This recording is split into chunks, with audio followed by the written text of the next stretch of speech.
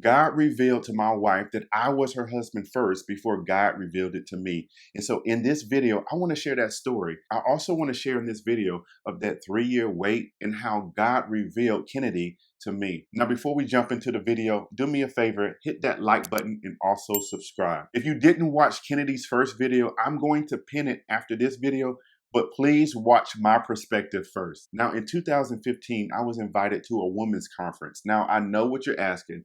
Damien, why are you going to a women's conference? I was there trying to chase a young lady. I'm gonna be honest with you up front. I was there trying to chase a lady, okay? So I get there and I see all these young ladies from my church who are there. And they're asking me, Damien, why are you here? This is a women's conference. I was like, listen, can I just enjoy God? Can I listen to a great message? But I was there for a situationship, right? So I'm there in my seat and I'm looking for the young lady. 10 minutes goes by, 20 minutes goes by, 30 minutes goes by, and this young lady did not show up. And I am upset because I feel that she stood me up. She told me she was going to be there and she was not there. So I'm like, look, I'm trying to leave the place and I'm sitting around and it's about an hour left. And the host comes to me and say, man, we need you for the altar call ministry. And I was like, no, I'm not here to pray. I'm here to pray. You know what I'm saying? I'm trying to find a girl, man. Like, no. Then I said, man, okay, I accept the invitation to pray because I was known as Damien the Demon Slayer and I can't turn down prayer, right? So I go up to the altar and there's a lot of ladies lined up and everything. And the host mother was directing people. And then out of the corner of my eye, I see Kenady, right? And I think we caught eyes for like 0.3 seconds. But she put her head down, you know what I'm saying? Like, I don't even want to recognize that Damien is here because, again, of my name. And the host mother was directing people. And I remember her saying, hey, yeah, he's open. And Kenady was like, hey, yeah, Damien, I didn't see you there. And I was like, Kenady, we caught eyes like you saw me. Don't lie in church, right? She walks up to me and she puts her hand in my hand. Now, before I continue the story, I just want to say that in this season, I was not attracted to Kenady. And there was like 3 reasons why. Number 1 was she was kind of immature.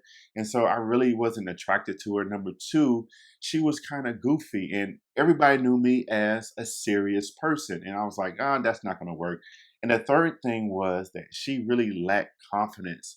And so this is some of the reasons that, look, I was not attracted to Kenady, but I believe that she was a great person. So Kenady put her hands in my hands and I asked this question like, Kenady, like, what do you need prayer for? And I remember Kenady saying, yeah, I need prayer for fear. I was like, okay, everybody says that, right?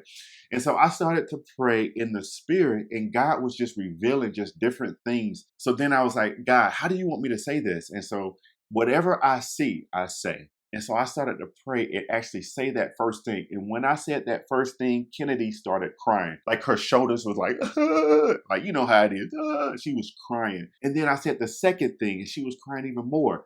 But when I said that third thing, and again, I don't even remember what I said, she fell back. Now, she didn't fall back on the floor, but she fell back into a chair.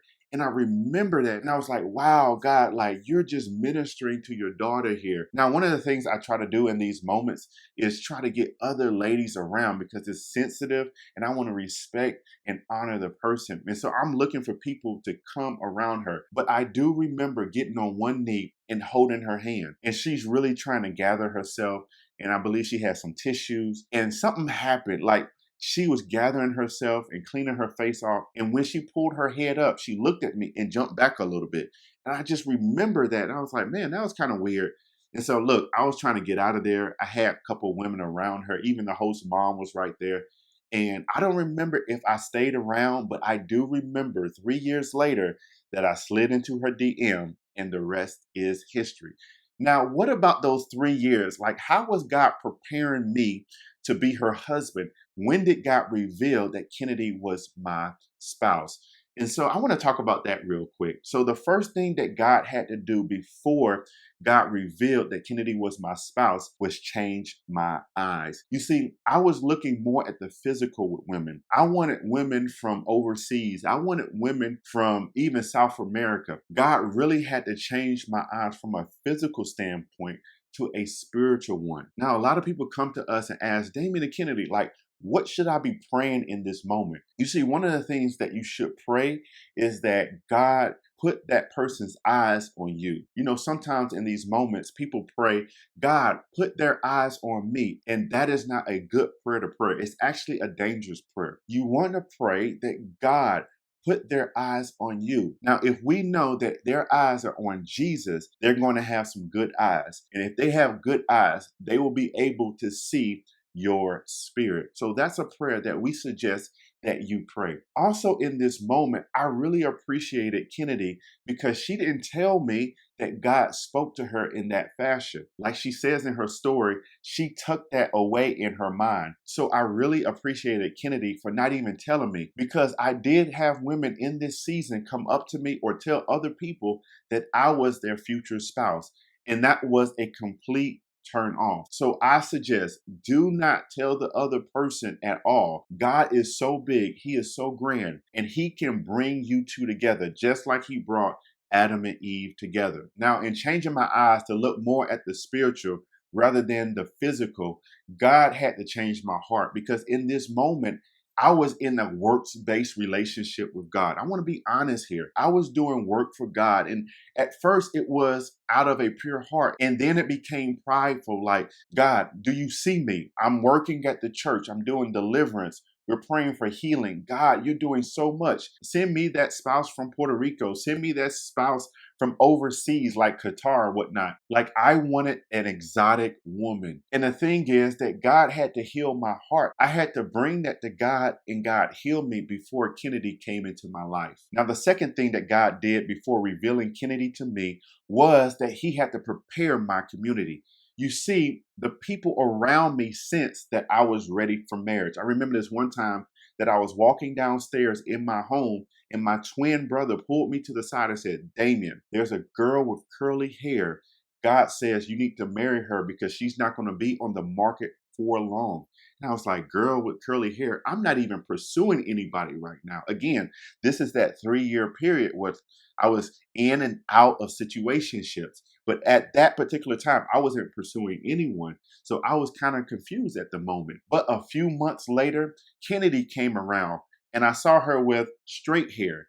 And I was like, okay, I'm just going to talk to her, whatnot. But after we got together, I was looking on Facebook, and she had a picture with curly hair, and bam, it reminded me of what my brother said, the girl with the curly hair. My older brother also had a word for me, and even my business partner. So God will reveal that you're about to get married to the community around you. Now, one of the sad things that I see all the time and hear all the time is people say, man, I don't have nobody around me. I'm not in a church. I'm not around community, and I am isolated. This is very sad, because before you get into a relationship, you need community. And after you get married, you need community. Why? Because things happen, bad things happen, like loss of job, deaths in family. Things happen. And it can be very, very traumatic when you're walking along in dark seasons. Now, if you are single, as someone who is dating and you do not have community, I want to encourage you to get in community. And this is one of the things me and my wife wanted to do, is to open up our calendar just for people like you who don't have community, and just have a conversation. We just want to talk to you and bring some clarity and even confidence in your relationship status. And so in the description below is a link, and you can jump on that call. And on that call, we're going to see where you are, where you want to go, and then develop a roadmap so you can honor God in your relationship. The third thing that God did was God had to show me that Kenady was the right person. He had to pull the scales off my eyes. You see, Kenady was not a counterfeit.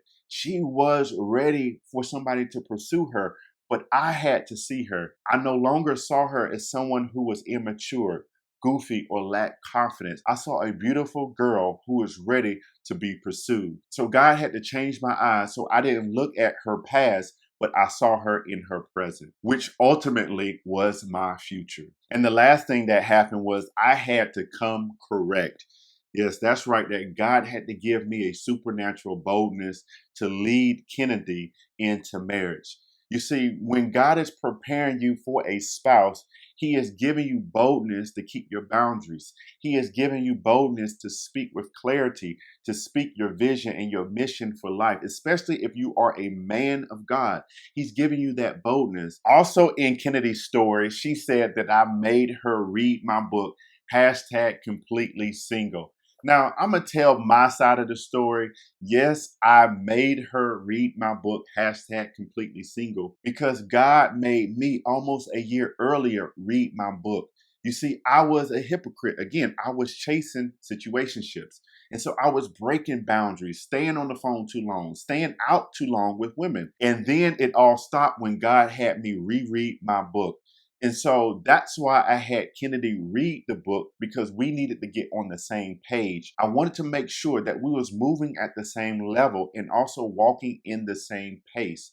And so that's why I had her read my book. Now, in that season of Coming Correct, one of the things we really focused on was boundaries. I did not enter into Kenady's home alone without someone else. We really didn't want to break boundaries. We actually did not kiss until the altar. Why is that? Because I knew my triggers. I understood that if I went to first base, I'm going to home plate. One of the passions of me and Kenady is to walk with people who saying they want to recommit their lives to Jesus in purity and in abstinence. This is one of the things that we love to do because we did it. And so if that's you, if you want to honor God in your relationship, listen, jump on a call with us. In the description below is a link. And on that call, we want to talk about where you are, where you want to go, and develop a roadmap so you can honor God with your body and also your commitment to walk in purity to the altar and beyond. Now, if you want to see Kenady's side of the story, you can watch the video right here.